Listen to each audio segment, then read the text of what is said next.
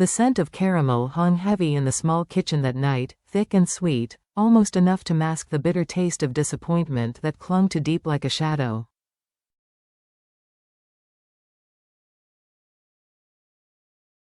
She stood by the counter, hands trembling, staring at the sugar bubbling angrily in the pan.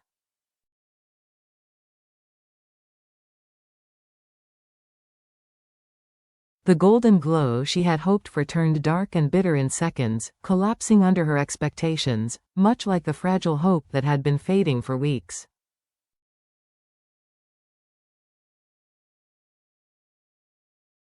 It was her 5th batch of the day, and the 5th failure. She exhaled sharply, leaning against the cool countertop.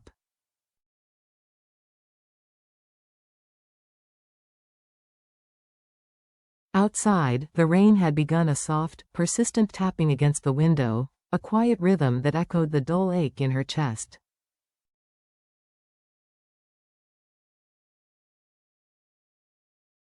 She had dreamed of this for so long, a small candy company, a place where sweetness could bring joy to others.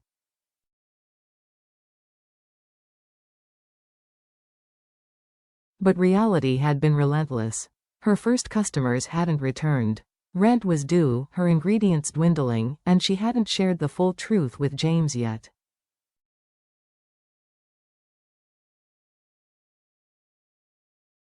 The door creaked open, and James stepped in, water dripping from his hair and clothes, his white shirt clinging to his frame.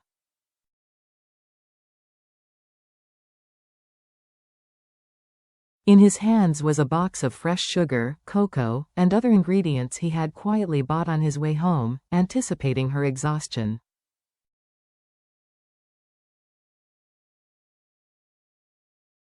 "Still awake?" he asked gently, his voice calm but firm, the kind that could soothe any storm.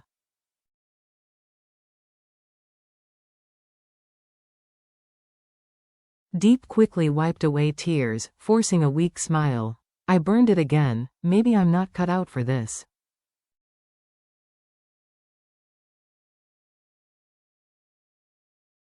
James set the box down and approached her slowly. His eyes were patient, steady, the kind she had fallen in love with.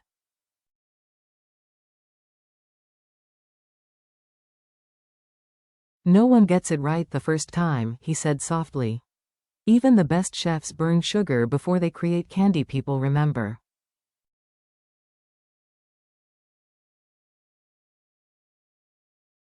She shook her head, her voice breaking. "It's not about the recipe anymore. I've spent everything."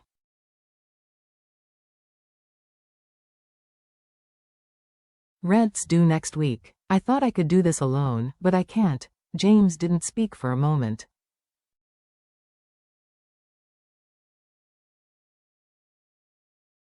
He reached for her hand and placed a small, wrapped candy in her palm. "Try this."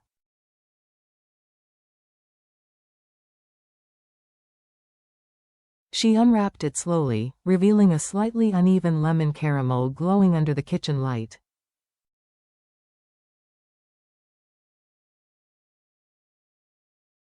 She bit into it, and for a heartbeat, her eyes widened. It wasn't perfect, but it was good.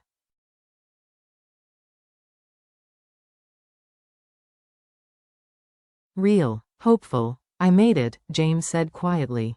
"With the recipe you left on the table last week, I just followed your instructions."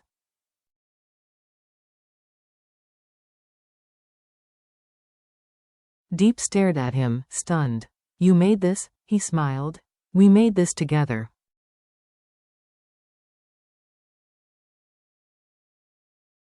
Something inside her shifted, not from pain, but from relief. She leaned into his chest, inhaling the comforting warmth of his rain-soaked shirt.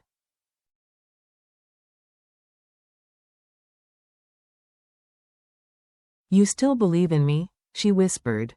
James brushed a strand of hair from her face.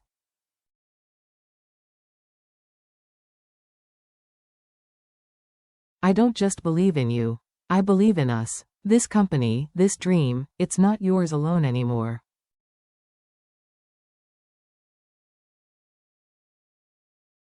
Outside, the rain softened, leaving behind the mingling scent of wet earth and sugar.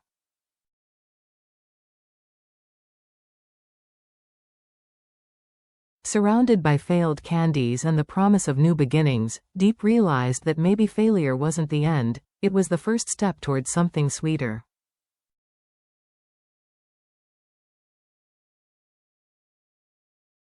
And for the first time in weeks, she smiled, not the forced kind, but the one that sprang from deep within, tasting like hope.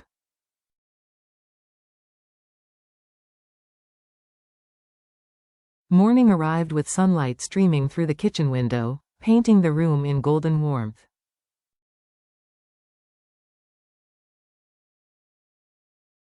The failed batches from the night before had disappeared. James had cleaned everything while Diep slept.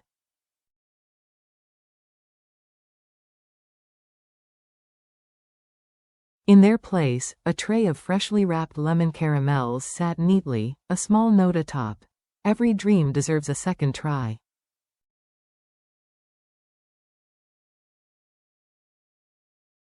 Diep touched the note gently, a soft smile spreading across her lips.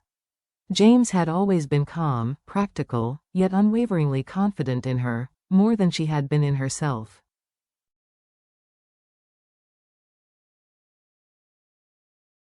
A few days later, they stood before a small, weathered storefront on the edge of town.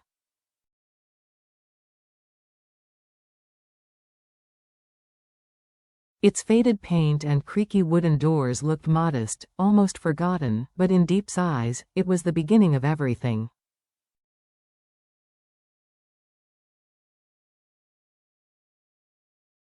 She imagined shelves lined with vibrant candies, the air rich with the scent of caramel and fruit.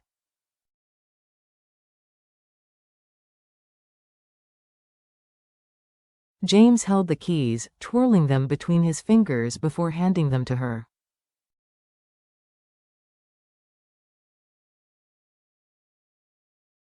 "You should be the one to open it first." She hesitated, then turned the key.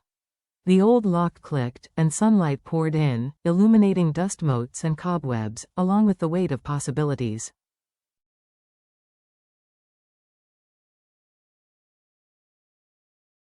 "It's not much," she murmured. "It's enough," James replied, voice steady, brimming with conviction.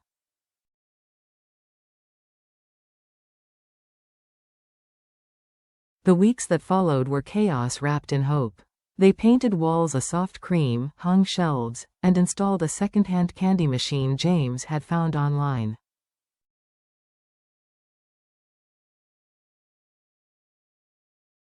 Diep worked late into the night experimenting with recipes, strawberry creams, coconut toffees, and her signature lemon caramels, while James handled deliveries, paperwork, and even learned the art of candy wrapping.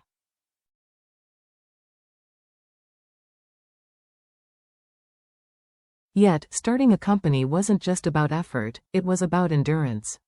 By the third month, cracks appeared again.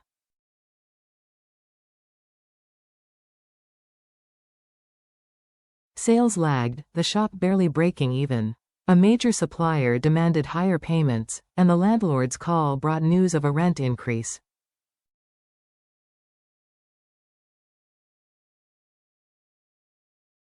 Late one evening, Diep sat on the shop floor, surrounded by unopened boxes, her fingers sticky with sugar, eyes heavy with exhaustion.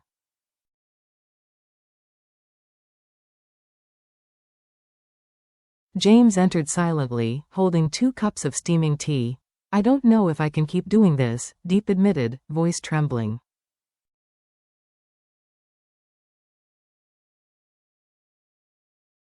"Every day feels like fighting a battle I can't win. Maybe the universe is trying to tell me something."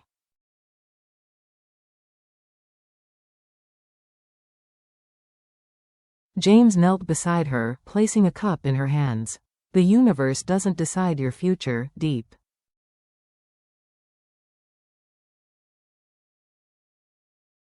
You do." She shook her head.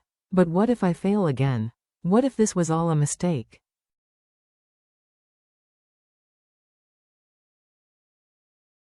He took her sticky hands in his. Then we fail together. But listen to me. Failure isn't the opposite of success.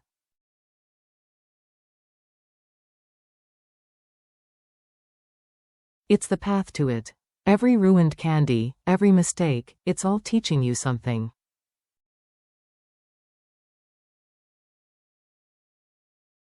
Don't stop now. His words hung in the air, soft, unwavering, powerful. Diep looked up, meeting his gaze, and for the first time saw not just a husband, but a partner, someone who would never walk away, no matter how bitter life became.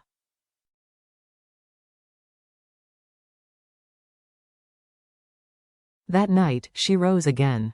Together, they stayed in the kitchen until dawn, testing flavors, perfecting recipes, and laughing through fatigue.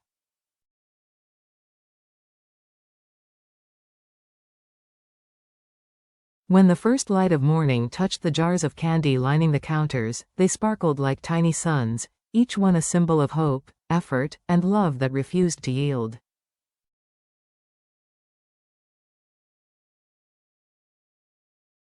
James handed her a piece. "Try this. It's yours." She tasted it, tears welling. "It's sweet," she whispered.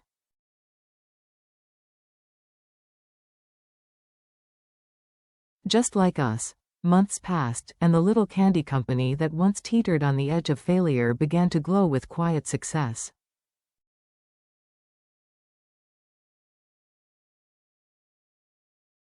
Diep's handmade treats found their way to local shops and cafes in nearby cities, her label, "Made with Love by Diep," becoming synonymous with warmth and authenticity.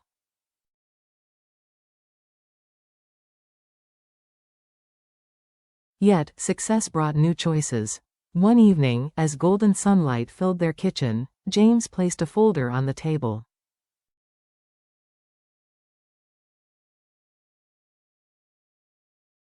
"Diep," he said softly, "an investor from Singapore wants to expand your brand. They're offering a partnership worth $500,000.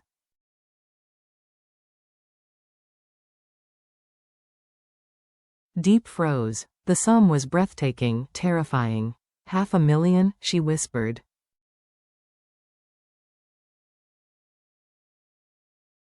Life-changing. But they'd control the recipes, the factory. Everything. James nodded slowly.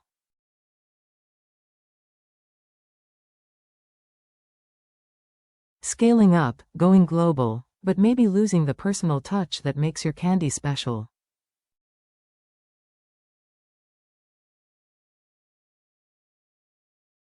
Silence fell. Diep looked at her sugar-sticky hands, remembering nights of tears, James carrying boxes alone, the customers whose smiles had made it all worthwhile.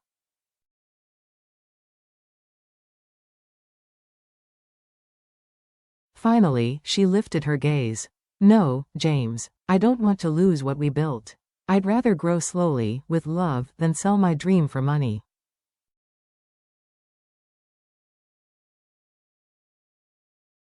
James's pride was evident in his eyes. "That's why I always believed in you." Hand in hand, they watched the evening sun dip behind their shop, the scent of caramel filling the air, sweet, warm, full of hope.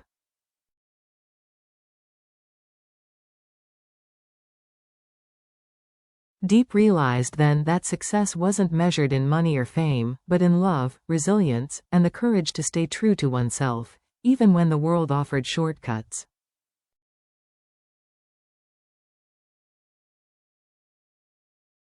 As James whispered, "You've already made it," Diep knew he was right. Their dream wasn't just alive, it was thriving.